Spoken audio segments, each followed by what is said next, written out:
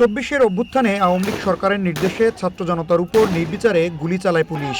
সরকার পতনের আগে ও পরে যার প্রতিশোধ হিসেবে পুলিশের উপরও আক্রমণ হয়। পুলিশ সদর দফতরের তথ্য অনুযায়ী জুলাই আন্দোলনে সারা দেশে ৪৪ জন পুলিশ সদস্য নিহত হয়েছে। এর মধ্যে সিরাজগঞ্জের এনায়েতপুর থানায় ১৫ জন, ঢাকা মহানগর ও আশুলিয়া সহ বিভিন্ন থানা এলাকায় ১৯ জন নিহত হয়। নতুন সরকারের দায়িত্ব নেয়ার পর পুলিশ হত্যার বিষয়টি পুনরায় আলোচনায় আসে। সোমবার সকালে নবনিযুক্ত পুলিশ মহাপরিদর্শক আলী হোসেন ফকির দায়িত্ব গ্রহণের পর সাংবাদিকদের সাথে মতবিনিময় সভা করেন পুলিশ সদর দপ্তরে।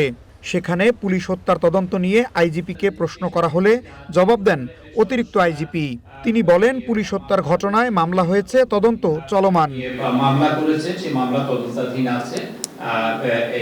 এটা তদন্ত শেষে আইনানুগ ব্যবস্থা। অনেকেই তো মামলা করেনি, আপনাদের পক্ষ থেকে কোনো মামলা করবেন না, প্রত্যেকটি ক্ষেত্রে মামলা আছে। প্রত্যেকটি ভুক্তভোগীর আত্মীয় স্বজন বা ইভেন তারা মামলা করেছে।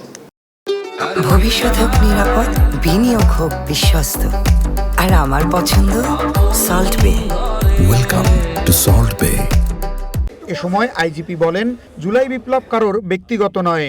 জুলাইকে দিয়ে যারা ফায়দা লুটতে চায় তাদের চিহ্নিত করা হচ্ছে। জুলাই বিপ্লব কারো ব্যক্তিগত সম্পত্তি না।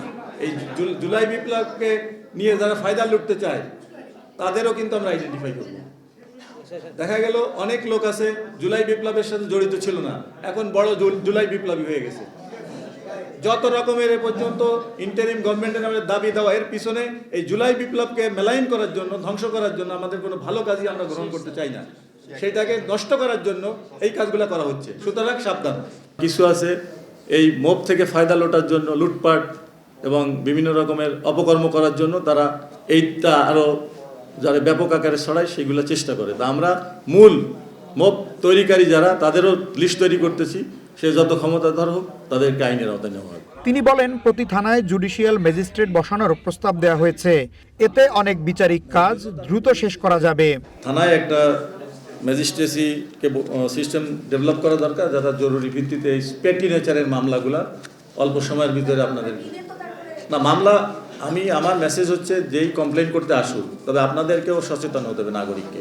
আপনি এমন কোনো ঘটনা, মিথ্যা ঘটনা, দেখা গেল আপনার সঙ্গে কথা কাটারি হয়ে গেছে, আপনি তাকে একজন কি মোবাইল চুরি বা স্বর্ণ চুরি, টাকা চুরি, এরকম মামলা নিয়ে আসে বেশিরভাগ ক্ষেত্রে। এগুলো কিন্তু আমরা আসলে বুঝি। তো এই জিনিসগুলোও যাতে না হয়, প্রকৃত ঘটনাটা নিয়ে আসেন, অবশ্যই মামলা হবে। পুলিশ আর রাজনৈতিক কর্মীতে পরিণত হবে না দাবি করে এজন্য সাংবাদিকদের কাছেও সহযোগিতা চান নবনিযুক্ত আইজিপি। আর আপনাদেরও সহযোগিতা চাই। আপনারা ভালো কাজের অ্যাপ্রিসিয়েট করেন, খারাপ কাজগুলো আপনারাও নিন্দা করেন। এটাই আসলে সমাজে হওয়া উচিত। আমরা সেইভাবেই কাজ করে যাব। ইশতিয়াক ইমন, ওয়ান নিউজ, ঢাকা। আমাদের সাথে আপনাদের বিশ্বাস যে ভঙ্গ হয়েছে, দীর্ঘ ১৭ বছরে তারা যে